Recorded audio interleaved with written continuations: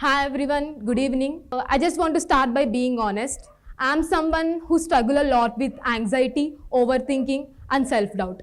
I would always worry about what others think of me, replay conversations in my head and feel overwhelmed by my emotions. If you have ever felt this way, you're not alone.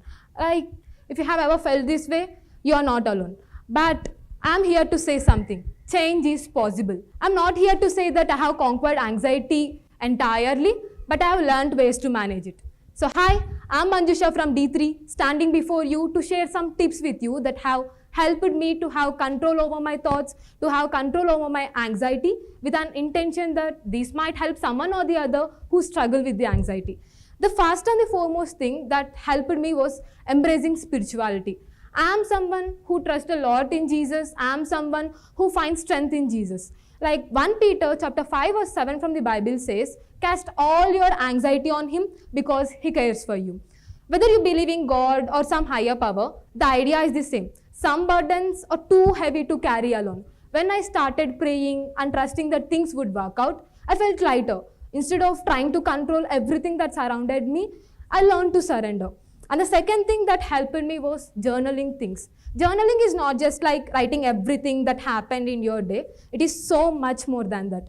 Journaling is a tool for self-reflection, I can say. See, when I started writing, I didn't just document my day. I asked myself, what triggered my anxiety? What can I do to do this much more better? Like, why am I feeling this way? And slowly, journaling became my therapist. It became my safe space, I can say.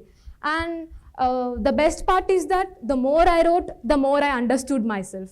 And the third thing is having me time.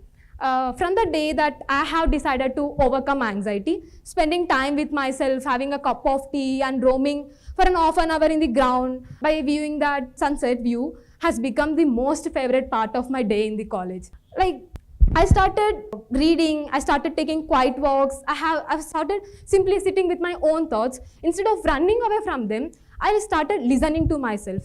And then I have realized that I was enough.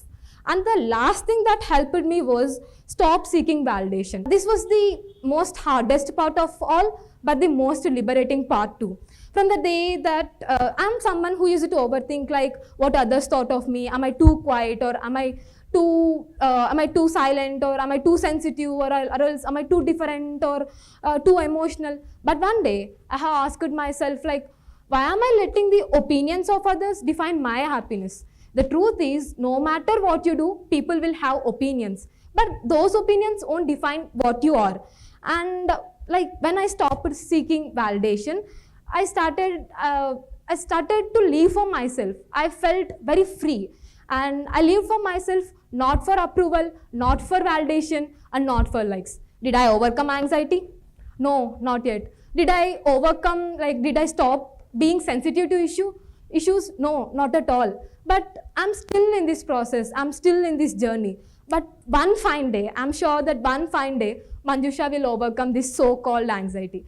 But in this meanwhile process, what I have learned is that mental stability and independence can be achieved through some small and consistent steps, like embracing solitude, like reflecting and letting go of the external expectations. And I just want to conclude by hoping that these tips might help someone or the other who are in the same boat struggling with the so-called anxiety. And for those, I'm here standing here to say that you're not alone. And so I leave you with this today. Find strength within, start small, and be kind to yourself. Can I say that again because I love this part so much. Find strength within, start small, and be kind to yourself. Thank you for listening to me.